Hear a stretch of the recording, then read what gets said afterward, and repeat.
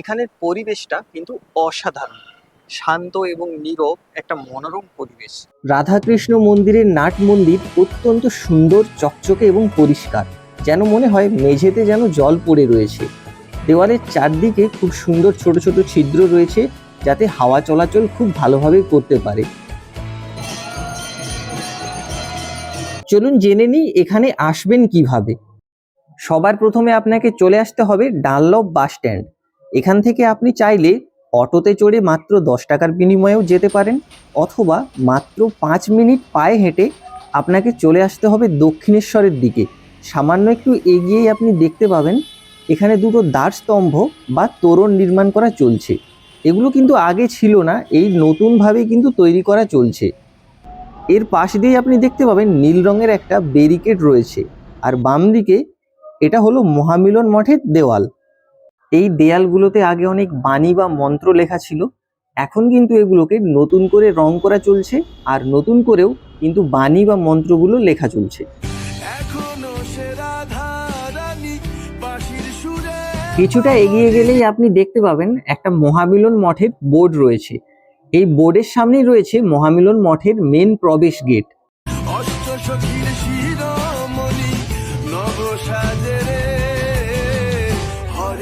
Finally কিন্তু চলে এসেছি ডানলপ মহামিলন মঠ। তবে হ্যাঁ, সবার প্রথমে চলুন ভোগ প্রসাদের কুপনটা সংগ্রহ করে নিই। প্রায় 12টা বাজারি পথে, তাই কুপন সম্ভবত আর পাওয়া যাবে না, সে কারণে সবার প্রথমে কুপনটা নিয়ে নিই। কুপন সংগ্রহ করার জন্য এই যে মেন গেট দিয়ে প্রবেশ করেই একদম ডান দিকে রয়েছে এখানের অফিস, আর সেখান থেকে কিন্তু আপনারা কুপনটা সংগ্রহ করতে পারবেন।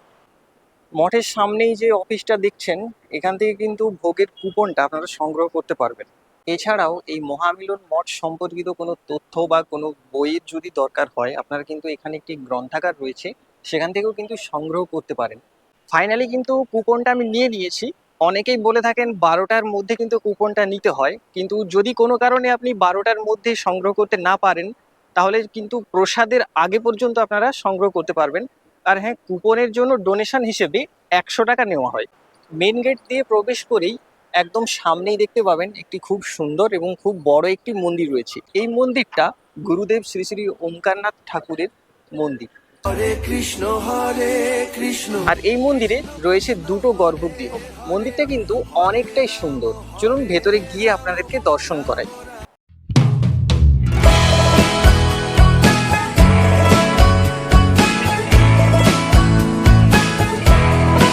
আর এই মন্দিরের ওপরের গর্ভগৃহে যাওয়ার জন্য রয়েছে দুটো সিঁড়ি। নিচের যে গর্ভগৃহটা আপনারা দেখতে পাবেন, একটু ওপরের দিকে তাকালেই দেখতে পাবেন একটা খুব সুন্দর একটা শিল্পরীতির কাজ রয়েছে এখানে। অনেকে বলে থাকেন এটা নাগারা শিল্পরীতির একটি কাজ। গর্ভগৃহের দরজা এখন বন্ধ রয়েছে।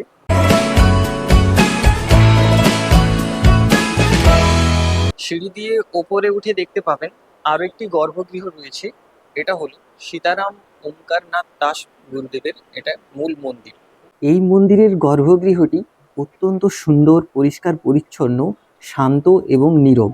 আপনাদের অনুরোধ করব, যখন আপনারা এখানে আসবেন অবশ্যই কিন্তু মোবাইল সাইলেন্ট করে আসবেন। এই মূল গর্ভগৃহে পূজিত হন শ্রী শ্রী ওঙ্কারনাথ দাস ঠাকুরের একটি বিগ্রহ, আর এখানে রয়েছে ঠাকুরের একটি ছবি। এটা কিন্তু নিত্য পূজিত হয়। মন্দিরের সামনে কিন্তু একটা খুব সুন্দর ফোয়ারাও রয়েছে। ফোয়ারাটা কিন্তু এখন চলছে না। এই মন্দির দর্শন করার পর আপনারা দেখতে পাবেন আরেকটি মন্দির, সেটা হলো রাধাকৃষ্ণ মন্দির। এই মন্দিরে যাওয়ার আগে খুব সুন্দর একটা তুলসী মঞ্চ দেখতে পাবেন, একটা ঘন্টা রয়েছে এবং একটি কলসির ওপরে একটি তুলসী গাছ রয়েছে। এটা কিন্তু অত্যন্ত সুন্দর। চলুন মন্দিরে প্রবেশ করি এবং আপনাদেরকে মন্দিরের সৌন্দর্যটা দেখাই। রাধাকৃষ্ণ মন্দিরে প্রবেশ করে আপনি দেখতে পাবেন খুবই বড়, খুবই পরিষ্কার পরিচ্ছন্ন, অত্যন্ত সুন্দর একটি নাট মন্দির, এবং দেওয়ালে হাওয়া চলাচলের জন্য খুব সুন্দর সুন্দর ছোট ছোট ছিদ্রও রাখা হয়েছে। দেখে মনে হয় যেন এই মেঝেতে কেউ জল ছড়িয়ে রেখেছে, এতটাই সুন্দর এবং পরিষ্কার পরিচ্ছন্ন এই নাট মন্দির। এটা হলো মন্দিরের মূল গর্ভগৃহ, যেখানে অষ্টসখী শ্রীকৃষ্ণ এবং রাধা দেবী রয়েছেন। তবে হ্যাঁ, এখানে শ্রীকৃষ্ণকে শ্যামরাই এবং রাধা দেবীকে শ্যাম রানী হিসেবে পুজো করা হয়। এছাড়াও এই মঠের যিনি প্রতিষ্ঠাতা ঠাকুর শ্রী সীতারাম ওঙ্কারনাথ দাস ঠাকুরের একটি ছবিও এখানে রয়েছে। মন্দিরের মূল গর্ভগৃহের চারপাশে এতটা পরিমাণেই জায়গা রয়েছে যে অনেক ভক্তরা কিন্তু একসাথে পরিক্রমা করতে পারেন। মঠে কিন্তু প্রতিদিনই ঠাকুরের নাম গান চলতে থাকে।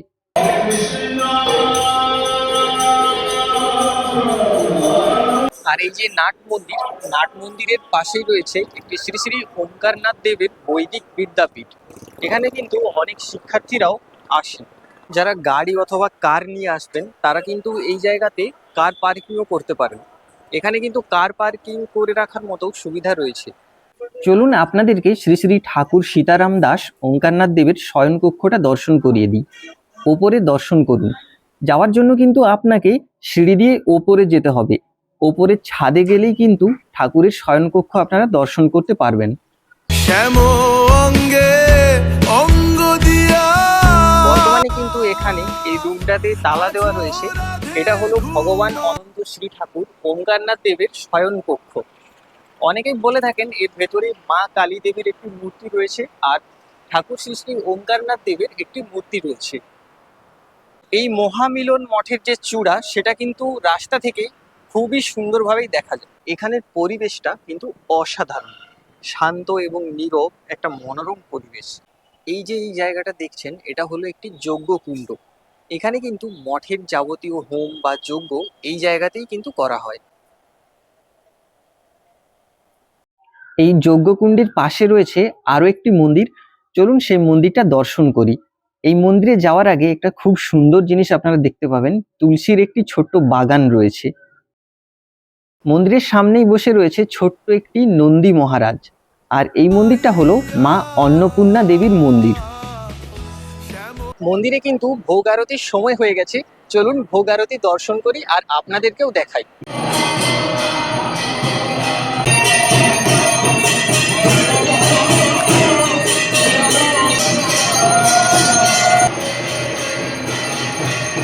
রাধাকৃষ্ণ মন্দিরের পাশ দিয়েই যে জায়গাটা রয়েছে, এই যে বৈদিক বিদ্যাপীঠ, এখান দিয়ে কিন্তু আপনাকে যেতে হবে ভোগ গৃহে। সেখানে গিয়েই কিন্তু আপনি ভোগ প্রসাদ পাবেন। আর এটা হলো হাত ধোয়ার জায়গা। ভোগ প্রসাদের আগে অবশ্যই হাত ধুয়ে নেবেন এখান থেকে। আর হ্যাঁ, এখানে ভোগ গৃহে যখন প্রবেশ করবেন অবশ্যই কিন্তু বাইরে জুতো খুলে প্রবেশ করবেন। ভোগ গৃহে প্রবেশ করে আপনি কিন্তু আপনার ইচ্ছে মতো এখানে মেঝেতে বসেও প্রসাদ নিতে পারেন, অথবা এই ধরনের যে টেবিলগুলো রয়েছে এখানে বসেও কিন্তু প্রসাদ নিতে পারেন। সবার প্রথমে দেওয়া হয়েছিল কাগজের প্লেট এবং জলের গ্লাস, তারপর সাদা ভাত বা অন্ন, কুমড়োর একটি সবজি, ডাল দেওয়া হয়েছিল, তারপর দেওয়া হয়েছিল পোলাও এবং একটি মিক্স সবজি, শেষে ছিল চাটনি এবং তারপরে ছিল পায়েস। সপ্তাহের প্রতিটি দিনই কিন্তু এই মঠ খোলা থাকে আর মন্দিরের যে গর্ভগৃহ সেগুলো কিন্তু দুপুর 1টার পর প্রত্যহ বন্ধ হয়ে যায়। তারপর কিন্তু 4টের পর আবার আপনারা দর্শন করতে পারবেন। ভোগ প্রসাদের স্বাদ কিন্তু অতুলনীয়। ভালো থাকবেন সবাই। আজকের ভিডিও এই পর্যন্ত, দেখা হচ্ছে নেক্সট ভিডিওতে।